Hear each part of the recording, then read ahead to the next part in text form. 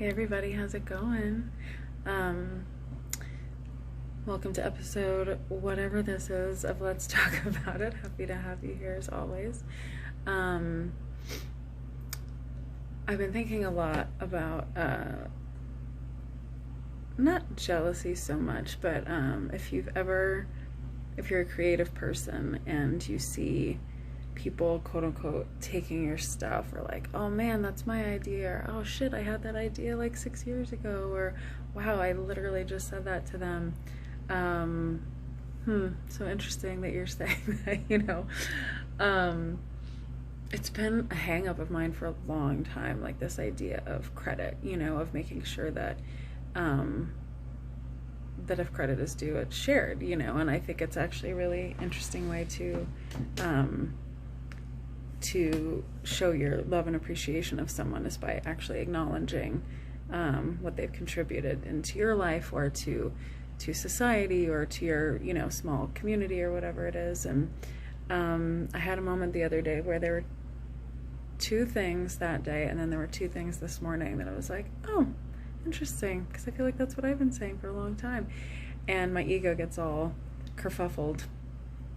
And then I thought, well, isn't the saying like imitation is the sincerest form of flattery? And I was like, yeah, so that's cute, right? And then, but then what I'm realizing is that what's happening is like it's triggering any old feelings of lack, of scarcity, right? That lack and scarcity mindset. And it just is a great example of like anytime any of our things like that get kind of triggered, or our buttons get pushed, it's actually like a wake-up call and a reminder of like, hey, you thought you worked on that, you didn't, or like, hey, there's still something there that needs to be explored or healed or mended or let go of, or whatever, so. And there's a beautiful book by Michael Singer.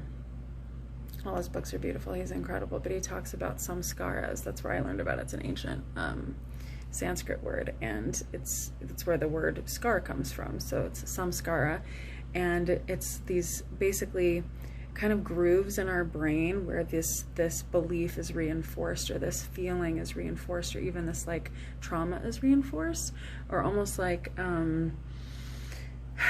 he gives an example in the book of like, if your ex-boyfriend had a red sports car and he dumped you, and it was like a really stupid ending, right? Like just really painful. And every time you see a red sports car, you think of your ex-boyfriend, right? So that makes sense, right? We all have those things, but the truth is there are a lot of cars that go by on the road and we don't have any kind of thought about it. We don't have any kind of emotional reaction to it. So why would we react to one car over another? And it's because it's something reminds us of this experience over here. The only reason it would still be upsetting is because we haven't actually let go of that past experience. So we have an opportunity here to breathe through. He always talks about, listen, meditation, yoga, so much of it is just breath, right? And he says and reminds us that when these stresses come up, like any old thoughts or old feelings, when any part of us feels like we're reliving something, or like, jarred or reminded of something, it's actually an opportunity to let it go. And it may not happen like in one time, just this being aware is like, oh, I need to let that go. Oh, I've let it go. It may take a couple times when this thing comes back up and reminds you of whatever the thing, person, experience was, that you get to breathe through it and consciously be like, I'm ready to let this go. I'm ready to let this go. I forgive. I was actually going to do one on forgiveness, but maybe I'll just do all of them in this one. Forgiveness is important. And a lot of times when you start forgiving someone or a group of people or whatever, well, I don't want to get too general about it. If it's something that happened in your life and you've been holding on to this pain or this anger or resentment or whatever, it's when you start practicing the gifts of forgiveness and the exercise of forgiveness and start doing that work, you'll see that part of that journey is also forgiving yourself. Because even if you don't if you shouldn't be blamed for any part of it. Like a part of you is blaming yourself, even if you don't know it. It's usually subconscious, right? Where it's like, well, if I knew better, I wouldn't have gotten into a relationship with such a fill in the blank, whatever judgment you want to put on that person. So eventually when you start forgiving them, you have to forgive yourself, even if it's not like a necessary blame. Like I said, it's still probably there subconsciously. So I think, honestly, I think that's why we end up holding grudges sometimes, is because when we start exercising that forgiveness, and go down that path, and eventually this finger that's been like this is going to have to go like this, and we don't like doing that. We don't like looking and acknowledging and forgiving and asking for forgiveness. And it's the human brain is interesting. Like, at all costs, we'll just keep putting it out there instead of just turning in and doing the work. So excuse me. These fires, guys, I'm telling you. That's what all this work is, right? Is getting comfortable going inside ourselves, going comfortable looking within, going comfortable dealing with our stuff. And I think we can do it. I know we can do it. And it's okay to lean on each other and get help and talk about it. And that's why I'm here. That's why I'm here, to share these things. Because I know whatever my wackadoo journeys are in this life, like, I'm not the only one going through them. And the same is true for you and whatever your stuff is. And I know it can feel very lonely and isolating and weird and whatever, but we are not alone. Even our experience, though it may be totally unique to us, it's not unique in that it is still a human experience, so it can be relatable and understood. And yeah, so I just wanted to say that. Anyway, wow, so many tangents. I love when I go all over the place. So forgiveness is great. And then really when that is shared, when that is given and extended and received, it creates an opportunity for tremendous amounts of love, which is nice, right? That's what we're here for. There's a beautiful, before I leave this topic, there's a beautiful prayer called the Ho'oponopono prayer. It's Hawaiian, ancient Hawaiian prayer, Ho'oponopono. And it's 4 sentences. It's very simple. I'm sorry, please forgive me, thank you, I love you. I'm sorry, please forgive me, thank you, I love you. And that's it, essentially. And that you can start to say it, and you don't have to say it to the person. That's the gift with atonement. Marianne Williamson and Course in Miracles talks about it really beautifully, of just that sometimes just doing an energetic forgiveness, like, and an apology, or, whether you're extending forgiveness or asking for it, you don't know. And I think in a lot of the 12-step programs, they talk about this too. Like, it may cause actually more damage and harm than good, reaching out to said person, or maybe they're no longer on this earth with us, and you have to do it energetically. But like, just because it's really about this anyway, and like I said, it'll end up coming back to you. So just even if it's an energetic extension of forgiveness or offering of forgiveness, I can guarantee you'll start to see things shift. So I did want to comment about that. But going way back at the top, when it's like my little ego of like, oh, are you taking my stuff? Or wow, that's original, I said that like yesterday, or whatever, when you get a little, I hope I'm not the only one. I don't think I'm the only one. I just said a lot of things.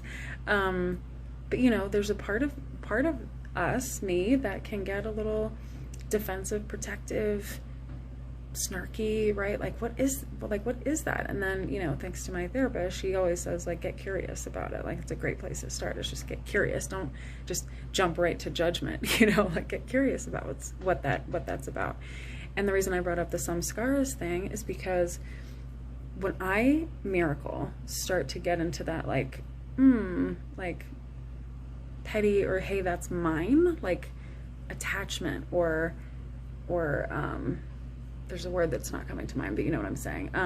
When I start to get like that, like grabby, like, hey, that's mine, or all defensive about it and offended by it, or even if they're not stealing from me, if I see like, I'm pretty sure you got that from that person, and you're not, and you're pretending like it's yours and whatever. And I had a friend years ago that she and I were talking about this, and she said, Mir, like, some of this stuff, some of this wisdom, some of these truths are just eternal. They're just infinite. Like, they've always been true, and people just say them in different ways, and over and over and over again, because we as humans need to keep hearing them. And she's absolutely right, you know. And it was really good for me to help put my ego and my defensiveness down. And but I realized, you know, not only are these ancient truths being said in different ways, and Elizabeth Gilbert in her book Big Magic, which is stunning, and I think every human should read it, but especially if you consider yourself remotely creative, which honestly all of us are on some level. She talks about it where inspiration like goes where the vessel is ready to put it out in the world. So like, and she has this amazing freaking chapter how like her own experience of it, and then other things through time where it's been like these either scientific breakthroughs or creative revelations or whatever, or these inventions like have actually happened like at the same time in different countries or something around the world. And like, because we didn't have internet or any kind of way to even know what was going on over there, you know, like it wasn't until later in the history books when people could look in hindsight and see all these things documented that like the same thing was being invented at the same time in different places, because that's inspiration, you know. So again, when I, Miracle, have these moments where I get a little triggered, my job is to be curious and be like, what is that? And the reason I brought up black is because that must be some kind of old story that I thought I let go of, that is still somewhere in there, or maybe not for much longer, but, you know, still trying to, like, the ego is just like, I don't know, let's make things harder than they need to be, and everyone's after you, and it's all survival, and let's make things easier, you know, whatever. But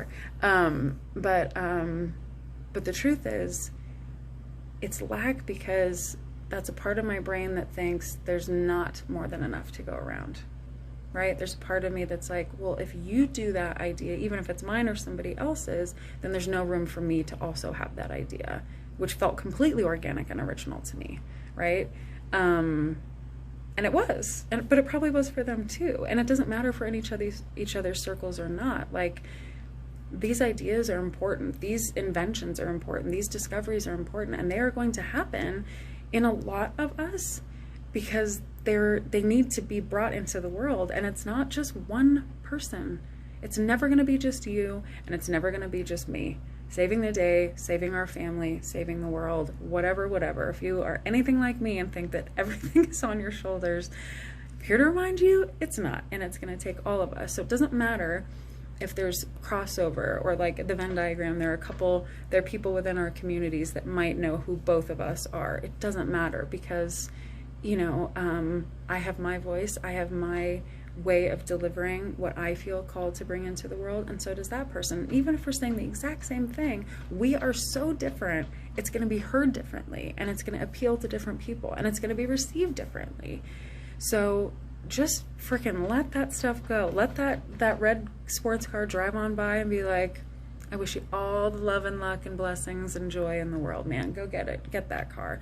So when I see someone like, hey, that's my idea, or hey, wait a minute, and you stole that from her, and whoa, and like, well, now I can't do my thing because you're doing the thing that I wanted to do. Like, if you have anything that looks anything like that, my invitation to practice with me, because I'm doing it, I'm doing it as I'm talking to you and right before I started recording, is trusting, nope, there's more than enough to go around. There's more than enough for all of us. We are all necessary. We are all relevant. We are all important. And so is our message, and so is our gift, and it should be shared, and it doesn't matter. And instead of, hey, that's mine, you can look at it and go, ooh, a like-minded soul. Ooh, a similar spirit. Oh, thank gosh, you know, somebody else is out there doing the do, man, you know, and celebrate that. You know, we can practice celebrating each other, because, you know, what you appreciate appreciates, what you focus on expands. So if you're looking at that person going like, yeah, man, get it, girl, or whatever, like, yeah, let's go, and I'll see you at the finish line, and let's do it, you know, and it's more of like a communal, celebratory, like, championing of one another. That's automatically going to make you feel better, which is going to make you do better and be better, but it also makes shit more fun, right? I mean, come on. Like, competition is so unnecessary to me, but that's, you know, how we've been all trained and brainwashed, and it's been ingrained. But, you know, I think it's, you know, I like to say celebrate instead of compete. You know, comparison is the killer of all good things. I'm going to do a whole episode on that. But, you know, just enjoy the contrast, enjoy the camaraderie. There's so many other good C words we could do other than competition, you know. That's your comrade, right? Like, celebrate. Like, wow, cool. Yeah, you're in this with me. Let's do this. Let's do this. There are billions of people on the planet. There's room for everybody. So as we all start to settle into the reality that this online market, this working from home situation, this reality that we are in for a little bit longer, as we all kind of settle into that truth, and everyone has to figure out a new way to do things and have it be sustainable, you're probably going to see a lot of the same ideas cycled around, and you're probably going to see some of your ideas cycled around, or maybe you'll feel resistance over here, and are they copying me over there? And oh, that's a great idea. And you might be like, am I allowed to take that idea? And I'm telling you, no, don't steal other people's ideas, like verbatim, but just don't worry about it. Just, it's always come back to your heart, come back to your attention, and do the next right thing and move with loving right action. That's it. That's the job. That's the name of the game. So just go make good stuff, have fun, be the love, be the light, like I always say. And when these little triggering moments come up, take a deep breath and say, I'm ready to let you go. And if you need to forgive anyone or yourself, do it. Right? Okay, so this was a super long one. I hope it speaks to y'all. And I just wish you a beautiful, beautiful day. Okay, bye.